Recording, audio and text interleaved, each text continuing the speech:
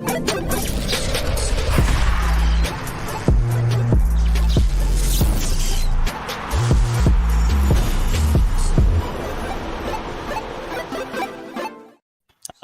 everybody, and welcome back to another episode of Pretty Much Muti.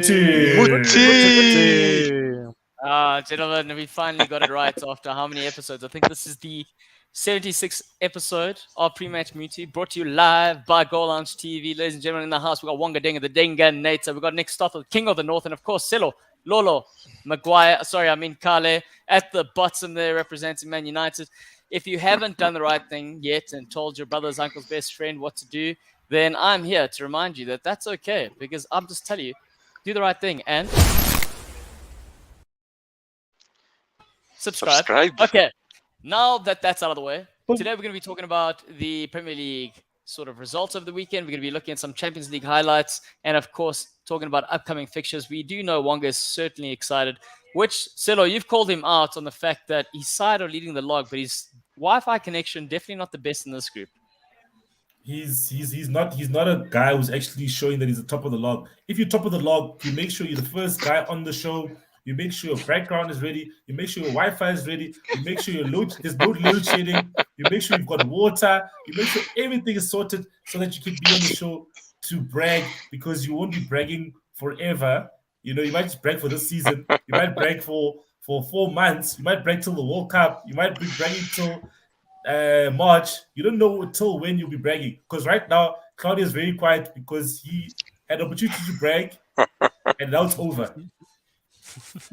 Yeah, that time has come and gone there, Wonga. You're on the top there. You might as well brag before we kick this off officially. I mean, what do you want to say? How do you feel right now? You've had a couple of seasons of us giving you a lot of shit, and now you're here. You're on the top there. I mean, Nick literally has to look up to you. Yeah, no, it's no, it's good, man. I couldn't be more happier than this, to be honest with you. Yeah, we've got Man City. That's the only problem is you have a team like Man City on our tails, and that's why you just enjoy it while you can. But yeah, I'm very happy. I mean, you can't complain as an Arsenal fan with what's happening. You can't complain. It's nice to watch. You know your team is gonna go out there and fight for you. Even if you lose, probably they would have given it their best. So yeah, I can't complain. How things change. But before we dive further into that, gentlemen, it is time to look into a weekend result that was good for Nick and his Toon army there. I mean, Nick, Fulham, you went there, you smashed them at Craven Cottage. Not a nice thing to do when they're inviting you as guests, eh? Yeah, no, listen, we needed the 3 points regardless, so I'm just mighty chuffed that we could finally convert the draws into wins. Obviously, we had a little bit of a help in hand with the red card, but I think we completely outplayed them regardless. There was only one team winning, and deservedly so. We got the 3 points. What I'm excited about is Callum Wilson again. Whenever he plays, guys, he scores goals.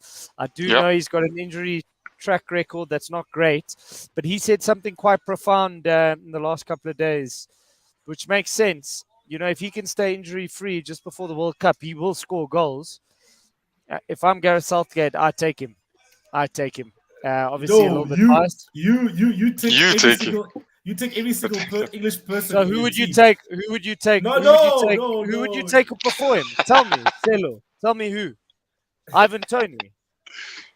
Ivan Toney's played double the amount of games at Callum Wilson, and Callum Wilson scored the same amount of goals. So how? Hey, how do you justify that? I told you. Look, I agree with Nick. I think Callum Wilson's a player. So Nick, who should be second choice to Pickford? Ramsdale or Pope? Please be honest. Pope should be first choice. Pope can't pass out from the back to save his life, and Ramsdale and Pickford can pass out the back. What is the goalkeeper's job? What is the goalkeeper's job? Did you see the fumble? Did you see the fumble that? Did you see the fumble that Yeah, Pope did against Germany? Against Germany, every did you see the every fumble? keeper Bro. has that in their career. De Gea's had more than enough to start this argument. So don't tell me about goalkeepers. Pope is in another league compared to Pickford. The only reason Pickford is Claudio, can you playing, hear this? the Can you only hear this, reason Claudio? Pickford is playing is because he's Southgate's love child. That's the only reason. Yeah. No, And he's I got agree with that. teammates on. Look, guys, I wanna I want to be disagree with honest. Nick, but I completely agree. I completely agree. Ramsdale is better. Ramsdale and Pope are both ahead of Pickford, but But Pope Ramsdale is is better than number Pope. one. Please, can we agree? Nah. Ramsdale's better than Nah. Ramsdale is better than Pope. Please, can we agree? Can you, Ramsdale's guys? just come into the Premier League, established now. Pope's been there, bro. Come on. Pope's been Chill. around. He's done the hard yards, But guys. Let's be fair. Claudio, please, Pope you had to please play tell for me. a team. He had to play for a Sean Ramsdale, Dyche team. He had to Ramsdale, play for a Sean Dyche team. guys, in the comment section, Sean guys, please tell us. Dyche. In the comment section, Sean Dyche. Ramsdale or Pope. Dyche. In the comment section, guys, please, Ramsdale or Pope. Please tell us who Look, would you we want got to have. we Ramsdale or got Pope, Kola please. here. Yeah, So Kola, thank you very much for joining us. Saying good evening, No, Jets. So at least we got someone listening to this. Nah, I'm the gonna problem run- is I'm gonna run- everyone's I'm gonna gonna- base it on his last performance for England, guys. Come on, take it easy. Everyone has a bad day. Bro. You know, Nick, the problem with that Bro, last it is a- performance. No, but Trent Alexander-Arnold. I'm just joking. no, he's not Claudio. making any England squad. No, he's not He shouldn't make any England squad, in my opinion. He shouldn't. He should not go. Based But Oaks, on how how they was play and how Almiron's they goal, set up. Oaks? Yeah, great goal from Almiron. Thanks. Yeah. Thanks. Hello. Nick, I wanted to ask So- you the Almiron. So I mean, he's got a cracking goal, but like, have you seen huge improvement in his game under the new guy, or is it been 100%. So is he getting better, or has he reached the sort of ceiling where you just So- he's making best out of this player? We were at a point, and it's quite funny. Like, obviously, I was very vocal about Steve Bruce, and it was quite interesting to open my Twitter today and see all the West Brom fans complaining about Steve Bruce at the moment. He's 12 games without a win there in the championship, in the relegation How did zone. he keep getting work, guys? He clearly Yeah, knows somebody. So there was a point when he was the coach where Almiron was linked with Atletico Madrid, and the headline was Almiron doesn't work for Newcastle, and those rumors sort of spilled over into Eddie Howe's reign, and he's just sort of transformed him. Listen, I'm not saying he's like a world-class player now. He's just improved him. He's What a a goal. great player for Paraguay. He's got that sense of bravery where he's like, okay, when I was in the MLS, I used to take on players. I used to shoot from wherever. And I think Eddie Howe's given him that sort of platform to say, listen, express yourself. But listen, it's not just him. Like, players have transformed tenfold under Eddie Howe, and they just look like they have a weight off their shoulders, and they're not just lumping the ball forward and hoping that they can defend for 90 minutes and try get a result. So I think he's obviously one story, but there's a couple that I can talk about. Well, that's a good sort of case in terms of whether or not we're going to unpack the England debate there, gentlemen. But I do think from the Pope perspective, I think he's earned his stripes. The problem with the stripe is he was given his opportunity there, Nick, and he's kind of choked and it. he So did. I don't 100%. think he'll get it again. So far on Twitter, we've got 3 votes, and all of them are saying Ramsdale. So far, let's see how many votes Pope gets. Yeah, but how many Newcastle fans follow Goal Lounge versus Arsenal fans? But yeah, we'll get into that debate another day. No, but with Nick, regards that's to on you. Pope, That is on you, my friend. If you want more Newcastle fans following Goal Lounge, then you need to go get them and tell them, hey, come follow us. Come on now. but the only other one is my brother, and he follows him, and the other one's my dad, and he doesn't have Facebook, so or YouTube. So there's only 3 of us. No, I'm joking. But just based on the Pope discussion, and actually, talking about Pickford and being Gareth Southgate's sort of choice, Love child.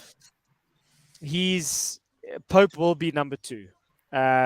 Not because I want it to be. Pope will be number 2. Pickford will be playing as the number 1, and Maguire will start as the centre back. It's because of Southgate's philosophy in terms of trusting what he trusts. If Ramsdale had a chance to play, Ramsdale would have played in the one of the two Nations League games. Yeah, right now, yeah. I do think he will look past this and take it from there. When Southgate makes a call, he makes a call a year ago, and that call is going to stick in 2 months' time, or 6 weeks' time. Yeah, I don't know. That's just my opinion. No, he sticks to it. I agree. He definitely does stick to his decisions. You've seen in the squads that he picks, he doesn't really pick on form. He just picks on who's his firstborn in terms of the love child story. So Pickford is his firstborn, Pope is his thirdborn, Maguire's his secondborn, Henderson is his fourthborn. You know what I mean? All these guys are love childs. If we speak about Wilson, I think Wilson and Tony both don't have any chance. I think Wilson's played 3-4 games under Southgate. He might pick him as like an outsider, like Ollie Watkins, but he'll go there just for a holiday. Like, he's not going to play. But yeah, I think that's Southgate's family to sort out, bro, not mine. I love that headline. I love that headline. Gareth Southgate's love children. He is. I mean, let's be honest, dude. He's like a dad taking care of his kids, trying to defend the choices and the actions of the children when they go out there and they do the things right or wrong. So, I mean, fair enough. I do think this will be his last World Cup as a manager, or last major tournament with England as a manager. I don't think he goes to the Euros, depending, of course, on the success. I don't think there will be that success that they've had previously, personally speaking, but that's on me. We can talk about that at a much later stage. But, gentlemen, we can talk more about the international games, but we're going to move over to the team of the minute, and that is the Arsenal. The Gunners. Wongadinga, this was a big game. This was huge. North London derby. They cleaned up at home. They were at home, but also it was good to see the Arsenal fans backing the team and just everything, to your point. Everything's feeling good. Everything's clicking at the moment. Big game. They got a big game coming up on the weekend. I mean, we were talking about the idea just before we jumped on whether or not Arsenal are really title contenders. You spoke about Man City briefly here. But guys, when we look at what Leicester City were able to do years ago, everyone wrote them off. They were on top. I mean, technically speaking, Arsenal are still on top right now. And they are in it. They're in it for the title race. But do we believe they can carry this all the way to the end of the season? Wonga? Yeah, look, I mean, firstly, I would talk about the results in the weekend, because I think that was a good performance by the Gunners. And I mean, with what you're saying in terms of what I was saying before, the belief, the way the players are playing, commentator was even saying where they were sitting, he said he doesn't think he's seen the Emirates like this ever. And he said it said surely something different today that was in the air. And with the performance Arsenal put on, I mean, Tottenham were nowhere in the first, I'd say the whole game, to be honest with you. Arsenal were all over them, were mostly in their half. I don't know what the stats say on that thing, but I'm pretty sure to show you that Arsenal were literally in their half the most of the whole game, probably a large majority of the game. We had Martinelli causing problems down the wing there as well. Saka also causing problems down his side as well. Again, Gabriel Jesus. In every match, there's always some moment of brilliance that he's pulling off, and that's what I like. In this one, unfortunately, he wasn't able to get the goal, but he took out 2 players in the box, but I was unable to finish. Xhaka gets a goal as well. He's looking much better playing up front, and I think this definitely helps his game. What? Playing up front? What do you mean? He's a midfielder. What do you mean playing up front? Listen. He goes deeper. Definitely, he was not doing this last season. Honey, baby, he was listen. No, you're not listening. No. You can't even deny it. No, He's definitely Listen. I haven't even finished what I was saying. This is what I was saying. He's definitely going more every time Arsenal attack. He definitely goes more into the box. They're not relying on him to do defensive work. Yes, he can come back, but he's not going to be the first person to come back. He can probably be definitely part of the last people to end up back when they're defending. And it definitely helps the game, because for me, I've always said it, him going defending is useless. So why rely on the guy to do that? And you can see he's getting goals now. And I think you can see Arsenal have what can I say? There's definitely purpose, and you can see that the training is also coming right. The corners, you can see The set pieces, they've seen it. Everyone's seen it. We're scoring a lot of set pieces now. Even the goal that I can't remember which game it was. The goal that Gabriel, the header that he scored with Shaka's cross. They almost pulled it off. The same exact move. They almost pulled it off against Tottenham. You know, so you can see there are things that Arsenal are working on. And there are things they are trying to implement that Arteta's trying to get into the team. But I think for me the most impressive thing is just the desire in the team. You can see there's a desire to win there. We gave away a stupid penalty, but then we push on. It's almost as if that didn't even happen. We push on and we get 2 more goals. And yeah, after beating a Tottenham, I think that's one out the way, and now you. Yeah, I mean, it was a test. It was a test, especially for the time now where the season was. Yes. And I mean, Silo, from your perspective, you've already had an opinion here based on what Wanga was saying from a Man United side. But can we take them as a serious candidate for the title at this point? No, I think what's most important, what's impressed me a lot about Arsenal is when they get in front, they don't look like they're going to lose the game. That's what I've seen from them in the games that they've played. Where they've scored first, it's almost like a foregone conclusion, which is very good for a side. Which is very good for a side. They don't look like they'll lose the game even from a 1-0 position. So it kind of seems to suggest that they'll kind of like score first half goal, keep the pressure, and then obviously then continue that momentum into the second half. Obviously playing against the Spurs is their second game against a top 6 side. And I think Arteta obviously learned from the game against Man United to kind of still retain the pressure that he probably had in that first half and not panic. Whereas obviously against Manchester United it was 1-1, and he kind of did a bit too much in that game, where he obviously was like, okay, no, let me try and force the game and change things up. When he made too many substitutions, put a winger at left wing back, which kind of exposed them in the defense. So I think he's learned from that, but also I think we must also look at Spurs as a side as well and say, I think Spurs were also just very disappointing. They lost that game and then they drew in the Champions League during the week. So I think the Spurs that we probably saw in that first 2 game weeks of the season isn't the Spurs that we're seeing now. I don't know if I actually don't know what it is, because the manager's of a great caliber. In the league format, he's a great manager, but he's struggling with Spurs a little bit.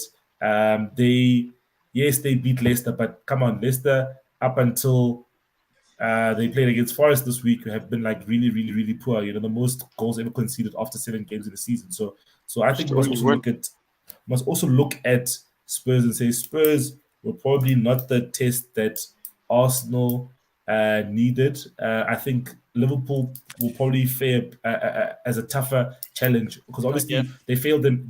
They failed the Man United test, but let's see how they do the Liverpool test. So, but to be fair, I mean, okay, look, you could say it was at home. It was at home for the derby, but it was a derby nonetheless, and it was a Spurs under contest. So technically speaking, he knows how to shut up shop. So it was not to your point, Selo, they failed the Man United test, but it was still a test that they've passed, and now the bigger test, somewhat on paper, is coming next. I don't know. What do you think when you're looking at it and you're going, okay, Arteta as a manager, he's got their backing, he's got the support, the club are in a good way. Will they be able to keep this momentum going if a terrible result goes their way? And we're going to touch on that with the Man United game facing the result they face on the weekend. I don't know. I was having this discussion today with someone. Arsenal in the last couple of seasons have tended to start quite slowly, and then they get this sort of flurry, flurry of form, which they're on right now, and then they sort of fall away. So, the questions are there. Can they withstand it? I personally do think they will be in the top 4. I don't think they'll mount a challenge for the Premier League. The Premier League will be challenged by Man City, and Man City's B team. I think that's clear to see right now, unless something is really thrown in the works in the next 7 games or so before the World Cup. So I do think their aim should be, can we solidify a top 4 spot? Whether that's fourth, whether that's second. For me as an Arsenal fan, if I was sitting in Wonga's shoes right now, I would Did you hear say that, Wonga? He kind of whoever- indirectly said he is an Arsenal fan. He loves Nah. Newcastle, but deep down he's an Arsenal fan. Nah. Him as an Arsenal Yeah, fan, we no, share it. No, because if I have my way, we're going to be challenging you. But that might, if it doesn't come this season, it'll be next season. Not this season. Nick, too listen, soon. Selo- Too soon. Selo- They're already sitting seventh. If you take Still, if we you play- take Brighton out of the and- if you take Brighton and out of the equation, Nick, then Yeah. technically you are in the top 6. Technically speaking, we- I mean, and we drew games that we shouldn't have. So, Selo, we play you next week. Let's just talk then, bro. Let's just talk then. But what I'm saying is, I'm always open to chat to my older foes, foes from the back, from yesteryear, from the Sir Bobby Robson and the Kevin Keegan times. Yeah, you were my rival back then. So I guess your focus now needs to try beat a team called Omania or something. You just came back 1-1. So good luck with they're that. from Cyprus. They're fourth in the sorry. Cypriot League. some island there off Greece. But yeah, that's cool, Silo. I'm just kidding, man. Not kidding. But I know you're not kidding. You're never kidding. No. I do think Wonga, as like the Arsenal faithful, I do think they must focus on solidifying that top 4 and try get a trophy. If Arteta can go win his second trophy, whether it's a Europa League, League Cup or FA Cup, why not? But to put that added pressure to say, okay, we need to finish second, it might be to the detriment. That sort of happened to Chelsea at the end of last season. There was talk of them potentially even falling out of the top 4. But I think just focusing on getting that top 4, getting back into the Champions League where I firmly believe they belong. It will be good to see. She's an Arsenal fan. Yes, yeah, continue. I think. I think they historically they deserve to be there, man. The likes of Spurs and Man United, they can fight for Europa Conference League.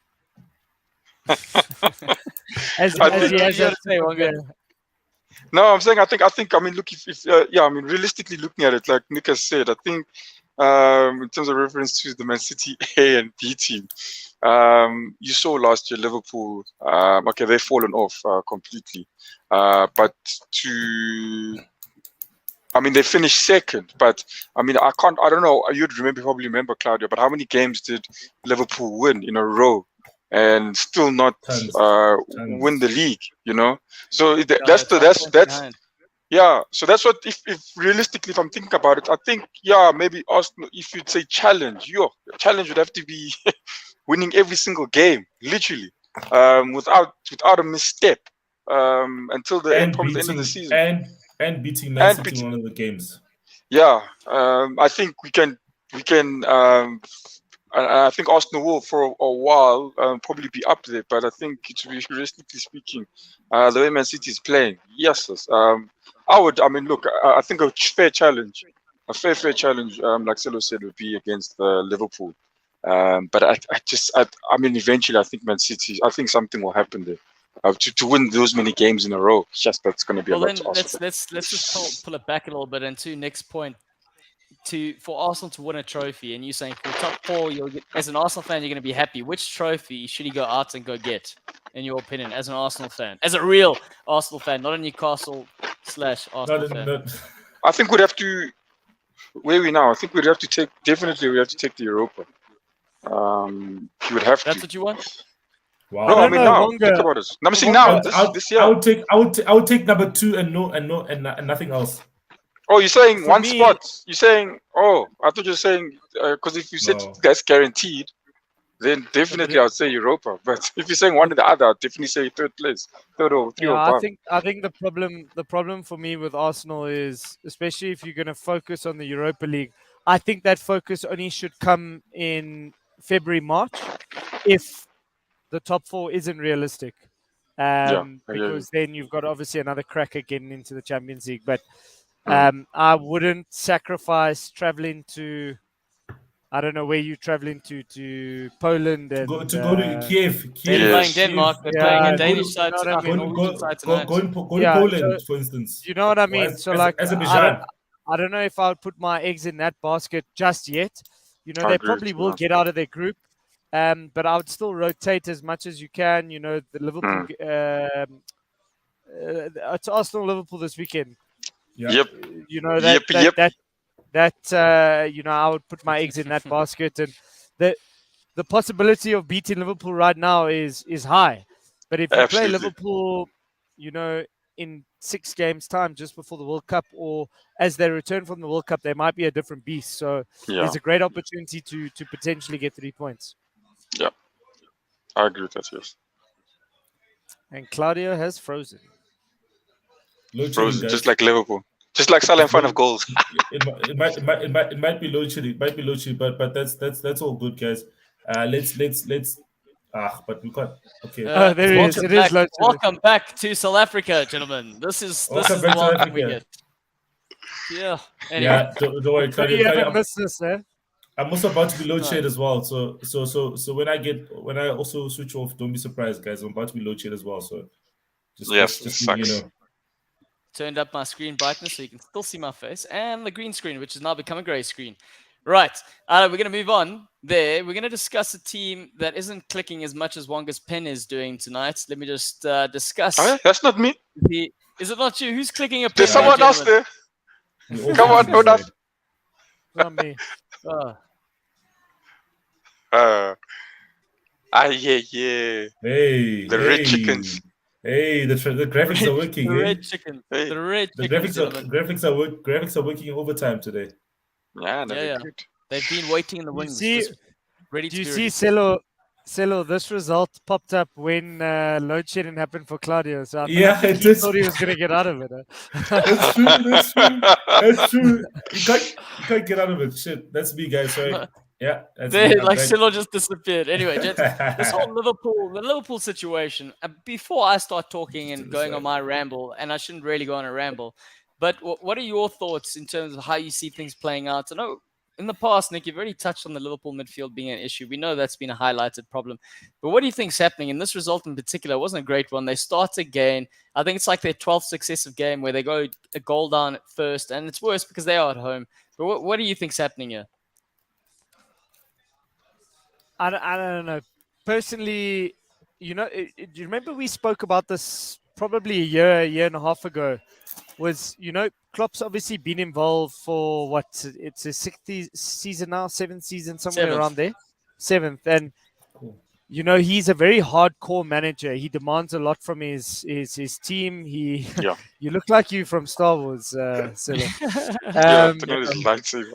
No, but I think the biggest thing for me is my biggest question that I always ask myself is: has he run the course with this group of players?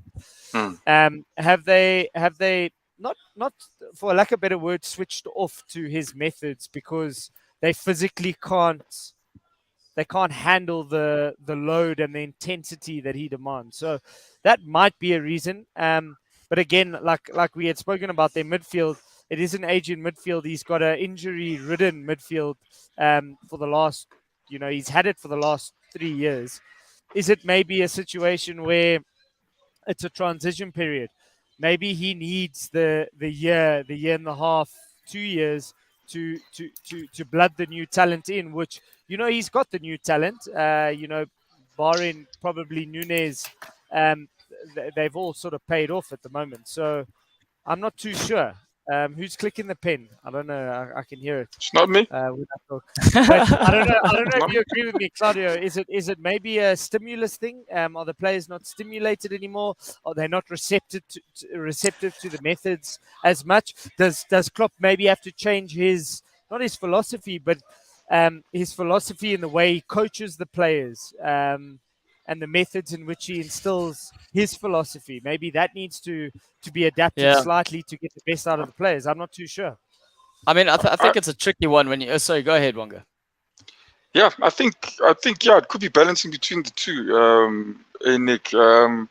Because when I watch Liverpool at times, I think I may be wrong, but sometimes I feel like you know when they were dominating, you'd get a sense like the midfield would dominate in the sense that all the defense had to do was just pick up here and there, you know. And when I see a Trent sometimes when, like, you know, when the mistakes he makes, I feel like is being exposed now because the midfield is not doing the same. And as Nick has said, now the midfield is changing left, right, and center now because of all these injuries. And now you get someone now who's maybe relied on someone to do things is now being exposed because he, is not. He wasn't familiar with being alone in those situations. And I mean, like again, when I looked at, I could also be that thing of the load as well. Because when I saw Firmino begin this, not Firmino, Fabinho as well. When he started the season, it was horrible. It didn't look the same player. I don't know if it's just me. He looked weaker than he was. He looked slower. He didn't look sharp anymore. So that also could be a factor as well. So I agree with you on that on that point. But I do think Yeah. What? Yeah. So go ahead, Wonga. Finish off that Martial, point. Sorry, I think apologies. Toto Martial. Yeah, he deserves to play that one. But anyways, I think it's talking about Liverpool's issues and then celebrating Martial. Anyway, yes, Wonga. I think they do. I think they are struggling, maybe in agreeing with what. Yes, it looked weird, but anyways, I do think they are struggling with the sense that maybe that load. I just don't think maybe they probably believe it anymore. There's maybe also an expectancy that they should win, and they're not working for it. Let's just recap both of the points that you guys have mentioned, and both of you are right. I mean, Wonga, you touching on the fact that the midfield was so strong and working really well that the defense were kind of protected, and then to the point of what you were saying, Nick, with regards to Klopp and the methods and them running out of steam to a certain extent. I think it's been a bit tricky because Jurgen Klopp's been playing a different game to what Pep Guardiola's done. Pep Guardiola's always had a succession plan, not just a succession plan. He signed players every season that he could just replace, even when he's made a flop. He signed a £50 million player. He's replaced him with someone else quickly next season. There's always been those replacements, whereas Liverpool have done things differently where they need to develop players and then odd here and there sign a star player. So that's what he's been working with. And to your point there, Nick, maybe the 2 seasons are needed for the transition because we haven't had those quick sort of replacements like a Man City have been having. And then going back to last season again, psychologically and mentally, in terms of the impact that has waned on these players in regards to going, they did what they did. They were remarkable last season and they still fell short to Man City. So coming into the season again, going, we know what it requires to be up there, but it still doesn't guarantee us anything. And how much of that is playing a factor or playing a role in terms of them moving forward? And that's a possibility where that's the manager's job to see how did they get them over this hurdle and obviously working around new things. But I mean, last night was a nice sort of give or take, or the night before, in the Champions League where he played a sort of 4-2-3-1/4-4-2 because he just went with all his attacking players. He kind of said, cool, we're not going to rely on the 3 midfielders to do all the graft. We're going to play with 2 sitting midfielders and let the attackers do the bit. And all of a sudden, Darwin Núñez started looking like the player that he was. So that's what you want to see from the manager. And Claudio, exactly to your point, humans are humans at the end of the day. I coach at a level, Jurgen Klopp coaches at a level, but losing and failure is the same for everyone, no matter how big the prize is. I'm dealing with it right now. I'm trying to get my group of players who had the highest of highs, as I've said, and the lowest of lows, and to try regroup them for a new season, 3-4 weeks later. It's very difficult to tap into the human mind and try and make them believe that they're good again and to make them believe that there's something to play for. It is difficult. And, obviously they're at a higher level, but I can only imagine those challenges are the same, across the board when you talk about football and sport in general. But the one thing that I want to add is... Sorry, Nick, I just want to add on to what Wonga said. It's not an excuse for the basics not being in place when you're looking at a trend. To the point that he hasn't been exposed. But I mean, both fullbacks on the same position, and I'm saying Tsimikas and Robertson, their one-on-one defending is absolutely atrocious. Going forward, they're great. They're fantastic players. But who isn't good going forward when you give them the opportunity? But they've been found out. They've been found out. They've been found out. And I think also as a collective, guys, a defense is a collective thing. Like Van Dijk looks a shadow of the person that he was. The mistake he made against Brighton, trying to clear the ball, it goes through his legs. It's a collective effort. if the team is not confident, then you got to make stupid mistakes. And also, I think, guys, teams have actually figured out Liverpool in terms of, guys, if you actually have a go at Liverpool in a certain type of way, you should be able to actually get a result. So a team like Brighton, their manager that's coming now, he's a former Sassuolo manager. Sassuolo was playing some of the best football in Serie A, even though they came eighth, but they're playing great football. And I think obviously it's a similar, almost kind of like mentality in terms of a manager who is actually going to try and play football against even the top sides. And if he wins, he wins. If he loses, he loses, type of thing. So like similar mold as like a Graham Potter, obviously. Yeah. So I think technically Brighton are fourth on the log now, gents. So maybe also let's not paint too many passes on this crack. Yeah. If you look at those two problems are two isolated problems, which in my mind should be fixed from a coaching point of view, because I saw a video the other day of Trent just not even trying to get back after he had just been I've seen that video. That is the most appalling. I'm gonna show you my highlight reel. It's not a big one, and trust me, it's not it's just basic shit. If you're gonna play right back, you got to defend. This just doesn't give. He gives zero shits about defending. Doesn't for me, defending in the fullback position, and no disrespect, Claudio, is probably the easiest position to learn and to master. Positionally wise, because no. Position wise. No. I'm not saying it's an easy. I'm not saying it's an easy position. I'm saying but it's easy because you're watching the game. What happened there? No, he froze. I swear I did nothing. No, he froze. No, he froze. He froze, guys. Guys, listen. Those who are watching from outside South Africa, guys, we are experiencing some technical difficulties. We don't have water. We don't have electricity. We probably don't even have internet. So if Nick is cut off, it means that he doesn't have internet. And we are bringing this. We're still making this come to you live. So I mean that's some commitment from our side. But yeah, it's tough for those teams that are in the top four. So we're just going to move on then, Silo, because we are running out of time here when we're looking at the game that we haven't covered yet. And we haven't covered this game because, and it's not even that I'm trying to save the best for last from my side. It's just how the weekend's fixtures went. No, it was the last game of the weekend. I'm not gonna. Yeah, exactly. I won't call you out for anything like that. No, you are right. It was the game on Sunday. Yeah. So let's just see. We've got. So yeah, so it is the sort of Man United Man City game, and we will be discussing that right now. Haaland. Even have graphics for Man United as well. Wow, man, thank you. I'm so honored. Well, go ahead, Silo. You've been waiting patiently. I mean, you've been having to speak about other teams. Now it's your turn. Let's just hear this, yeah. No, man. There was no graphics for Newcastle, by the way. I've been backstage watching you guys. Anyway. Listen, it's not a top 6 team yet. West Ham have a graphic before, have some animations there. Before I logged off, what I want to say about Liverpool is they are still only one of two teams that, if they are losing and they turn it on at the 65th minute or the 70th minute, they can hurt you. They're still only one of two teams. And sorry, I end off there. Drop mic. Okay. All right, well, go ahead there, Silo. It's your turn. Your turn to tell us what's going on there with Man United. And I mean, they are currently drawing right now to a Cypriot side. What do you mean drawing? They're winning 2-1. Oh, they're winning. Martial scored. Oh, yes. Is CR starting? Yeah, he started the game. Ronaldo started the game.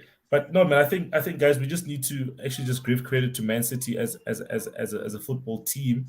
I think obviously, yes, Man United is still in a rebuild, but apart from that, guys, I think obviously Man City is just obviously amazing. You know, they've I think they've won 7 games and drawn 2 games, and when they click, you know, it's obviously it's devastating. And I think they just continually getting better and better and better and better. Obviously, and also I think they're actually learning each other as a team much better now. I think there was games earlier this season where Phil Foden wasn't crossing the ball to Haaland in certain areas that he got the ball in. You know, he was trying to be selfish. But look at them this past weekend. They both got hat tricks, deserved winners at a certain point in time. The 6-1. To them, obviously the 2 goals in the last 10 minutes kind of made it a bit more respectable. But but the game was done. The game was done. The only thing I can say is that obviously, Man United has played the most top six sides out of the traditional top six. So we've played 3 games against the top six, and we've won 2 and lost 1.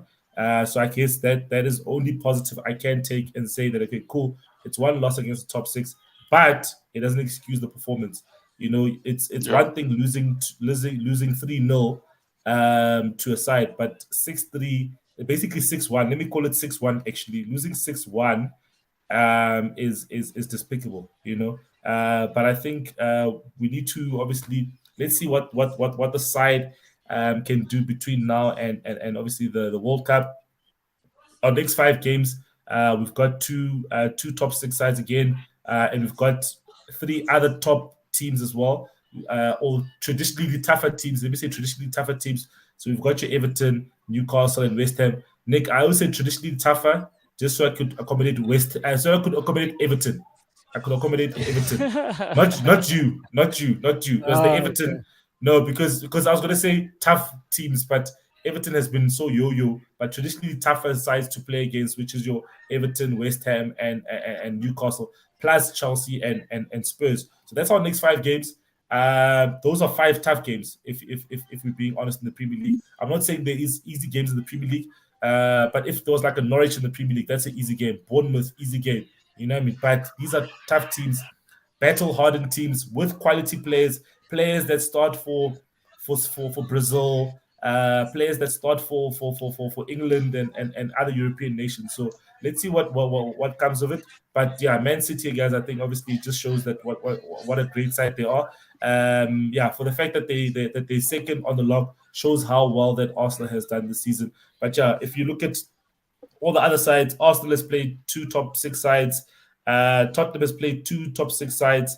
Liverpool won, Chelsea won, and then Man City won. And Arsenal has won 1, lost 1. Newcastle too. Newcastle has drawn 1, and lost Lost the other 1. one. And Lost the robbed other one 1. in the 90s. Robbed 1 and drew 1. Drew 1 and robbed 1. Which is quite good from their side.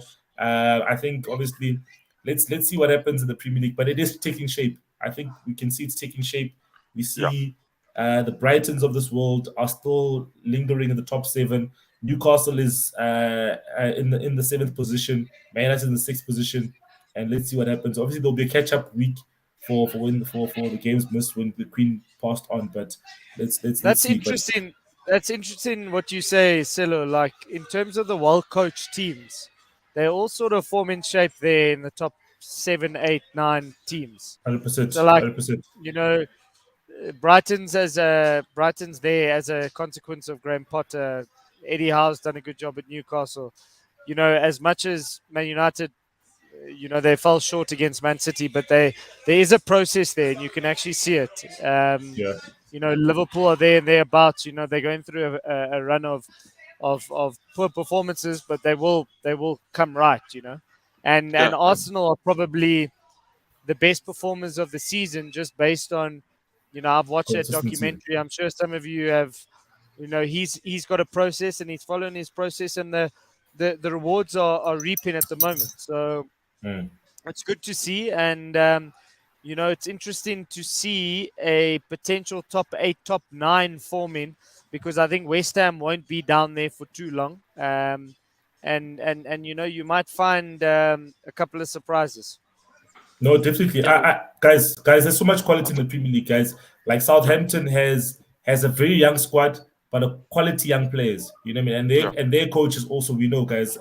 Hausen Hutzel is one of the favorites of this show. I've never heard Nick say anything bad about him. No, So because no one can say his name. So that means, but that means he's doing something right, because Nick will call out a manager that's doing rubbish. Nick has called out your Bielsas of this world, and other managers. He's called them out and say, "Hey, that guy's actually a bad manager." But Thomas Frank as well. I think he's a decent manager. Brentford is 9th on the log right now. So I think the better coach sides, yeah. So I'm not surprised the Villa's like number 14, because they rubbishly coached.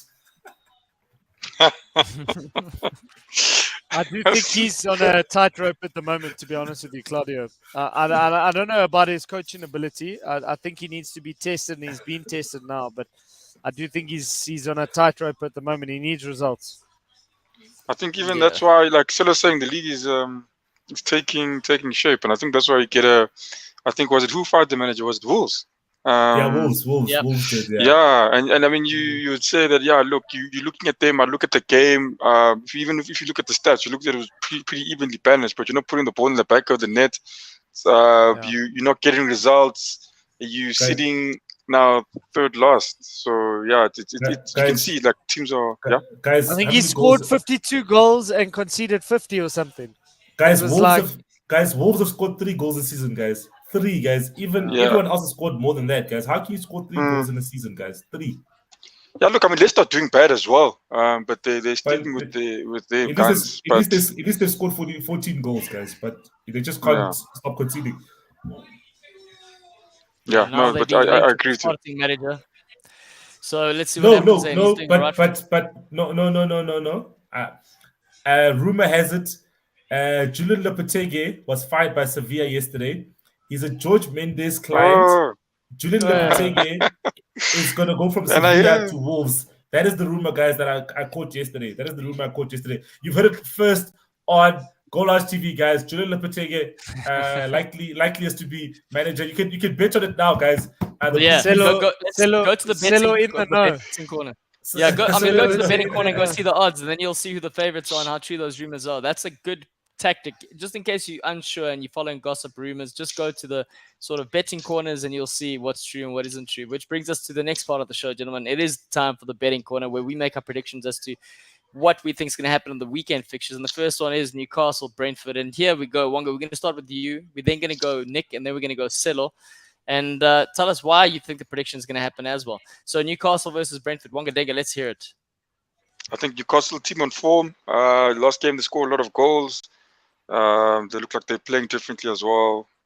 I mean, I've said it every single time. I said if you guys don't know what to do, you want some good odds. Go to Newcastle to score. So I think Newcastle win this game. And that's because Callum Wilson's Wilson's back as well. Yeah. No, I can't disagree with Wonga. I do think being back at home after the international break, we haven't had a home game. We haven't had a war flags. If you guys aren't aware, that like behind me on my screen is a war flags display. They spend a lot of money, the fans hard-earned money to make sure the displays are like they are. We haven't had one for a while because of the Queen's passing. So this will be a incredible atmosphere once again. Say Maximum is looking likely to be back in contention. So the only one we'll be really missing then is Isak. So yeah, I'm quite excited. I do think we'll get the result. I hope that we can keep another clean sheet, which we started the season off on a good note. So I'm looking for a 3-0 win for us at home.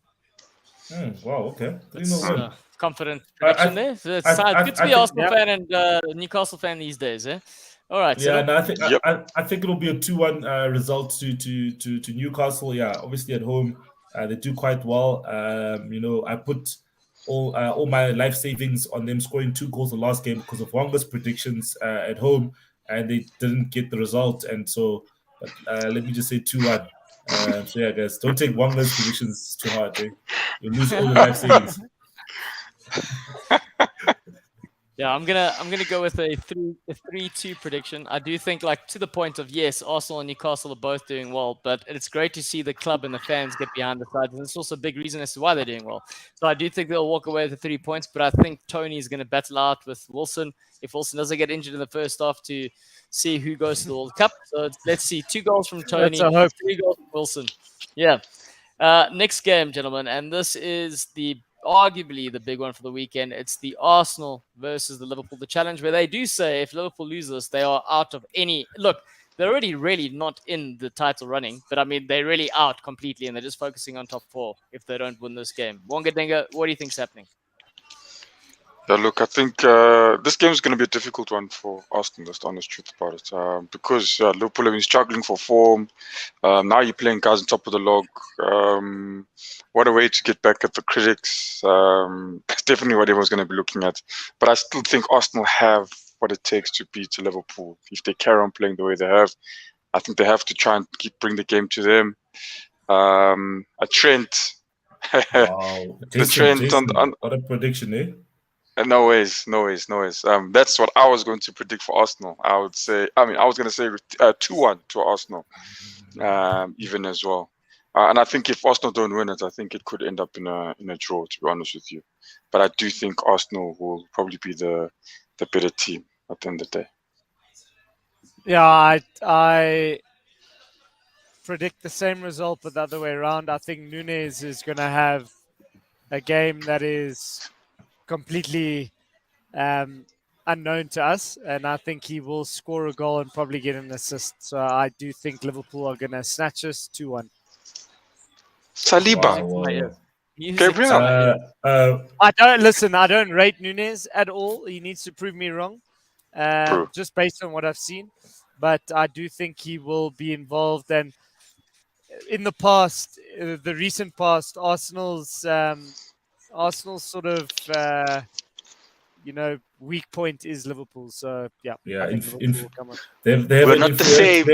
They have an inferiority complex when they play Liverpool, but we are not the same. I think it's going to be a 1-1 draw. I think it's going to be a tough game, just in terms of the fact that Liverpool really wants to win this game just to obviously get higher up in the table. But I think obviously Arsenal have proved to be actually quite a solid team. Saliba and Gabriel's defensive partnership, I think they're quite solid. Ramsdale has been good. Xhaka has been good. Partey obviously scored a nice goal of the weekend, so I think 1-1. Yeah, and I think just on the sort of Nunes front there, Nick, it's been. Oh, United has scored another goal. Sorry. Look at the celebration. They're beating a Cypriot side. That's when Man United are at. Clear case in point. But that's exciting. Anyway, from a Nunes point, is we do know he's a notoriously slow starter, and he's come out saying. Okay, yeah, you did say that. You did say that. And I want to say this. He struggled in Spain, and he speaks Spanish. He struggled in Portugal, and he still speaks Spanish, so he kind of understands Portuguese. He's gone to England now, where he's got a German manager who's speaking English, and he's come out saying he understands nothing of what's being said, apart from when his teammates have to translate for him. So, that's literally what he's come out saying. So that's not ideal. But nonetheless, Rashford. I do like the sort of, if they do play what they did on the weekend, or what they did 2 days ago, then I think they're really gonna ask some problems of Arsenal's. But I am still leaning towards a draw. I'm not gonna get too excited because I know where they're at right now. So if they walk away with the points, I'll take that. So I'm gonna say a 2-2 draw. But my heart is saying that they'll take a 3-2. But let's just go with the 2-2 draw there for the time being, sitting on the fence like I do at today. Anyway. Yeah. Sorry, guys. Jason says, please build up from the back, Wonga. Please. And on that comment, on Jason's comment, with that one, this is what I was thinking about at the weekend. I was thinking that I think that's Arsenal's weak place. If I think a weak point for Arsenal, that would be it. I think, yes, Ramsdale is very good at the distribution, but at times when they're building at the back, me watching it as an Arsenal fan, it looks dicey as hell. It doesn't sit okay with me because they don't look confident with it. It's like when I watch a Man City and there's not going to lose a ball, but if I watch Arsenal do it, it looks like yes, the team can pinch a goal there, and again I think Ramsdale we got 3 times already this season, not conceding there. But I agree with Jason on that, and if we do that, I think we could start seeing fire. We don't want to be giving stupid goals to Liverpool. Oh, we'd love them. So keep doing that. Like Jason says, play them out from the back. Wonga Denga, next one, Everton versus Man United. Will Man United bounce back from the 6? I mean, how much confidence do they get from beating a Cypriot side? According to Celo, it's big confidence. So let's see, Wonga, will they be able to bounce back here against Everton on the weekend? Yeah, look, I watched Everton. Everton are doing well. I think they've got 2 good results last matches. I mean, they haven't. Three draws. It's 3-2 now. Omonia has scored a goal. Omonia, hey. Anyways, I think Man United take this 3-1. They want to bounce back from that hiding that Man City gave them. So I think they do take it, but I still think Everton will probably score a goal. Yeah, that's what my thing is. Yeah, I think it seems as though the signing of Cody has been a good one for Everton. They live in They look quite defensively sound. But Yeah. the positive for Man United is they conceded 6, but they still managed to score 3. So I do think they will win this game, but it will be a cagey affair. I think they'll win the game 1-0 away from home. More than likely, Anthony finish. Okay. Wow, come Just on, before you Jason. say that, Jason, Jason, yeah, are say you 2-1 Everton. Come on, Fat Frank. are you fat? He's fat shaming Frank. Shame, man. Poor guy. but I think it's going to be a 2-0 victory to Man United. Yeah, look. Just like that, easy. But Ronaldo look, not Man United starting on have the 4 weekend. games, eh? Man United had 4-game winning streak, I think, before they got beaten by got clubbed by Man City. Yeah, we did. So yeah, no Ronaldo to start. Then you're gonna keep him on the bench, still. Nah, let's keep him on the bench for the game. Martial is 3 goals in 2 games for Martial.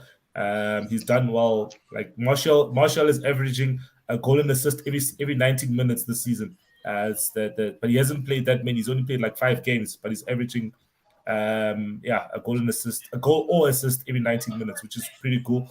Ronaldo did have an assist for Rashford's 3rd goal, but he missed the sitter and he hit the post with the sitter. So I think just from a chemistry point of view, I think let's start Martial, Rashford, and Anthony up front.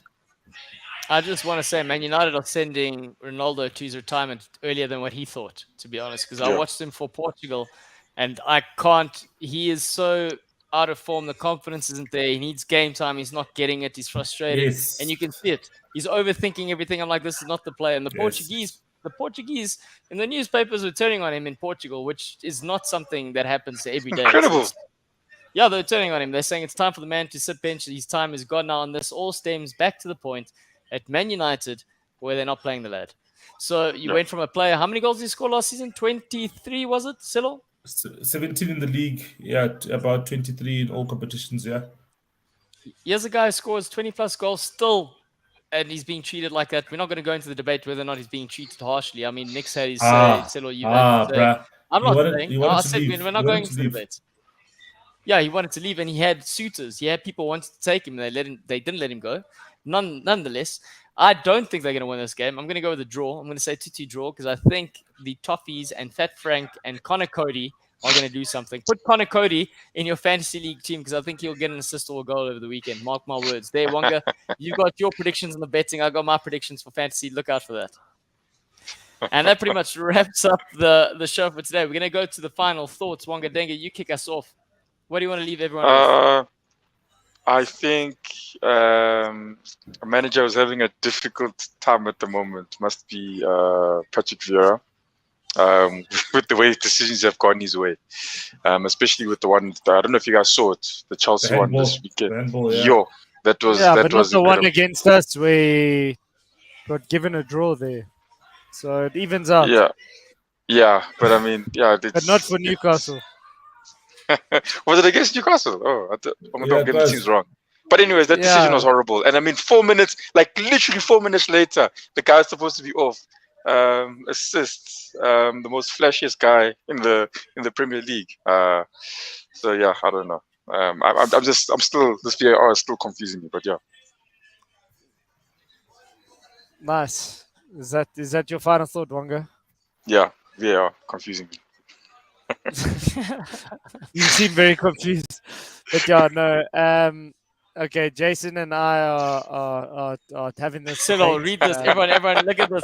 Jason dropping a bomb there. Final thought. Trent is better than Trippier. Jason's final thought, guys, is Trent is better than Trippier, guys. Let's debate that in the next show.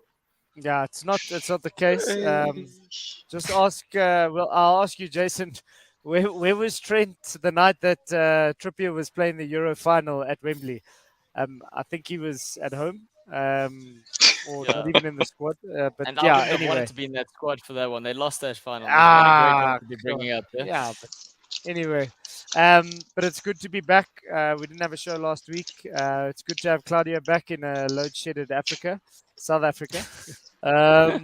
But yeah, looking forward to this weekend. Tasty game there with Liverpool and Arsenal clashing in London. So yeah, let's see what the result will be there. I'm excited to potentially jump into. It could be the top 4, but more than likely the top 6. So yeah, good luck to the rest of the teams, and we'll see you next week. Yep. Yeah, my final thoughts, guys, is man. Let's have a great weekend in the Premier League. Obviously, Claudia and Wong are battling it out. So yeah, let the best man win. Myself and Nick will just catch you guys on next week's show with 3 points in the bag, and one of the 2 of them will be sour next week. So we'll see who's more sour between the 2 of them. 100%. Right, just want to say thank you very much for joining us. Everyone who's jumped in, commented, liked, and obviously done the thing to say hello to us today. We want to say we appreciate you and we thank you. And of course, don't forget to subscribe, like, and tell anyone, really. Gentlemen, you know how to end the show. You ready? 3, 2, 1, let's go. Stop Stop it.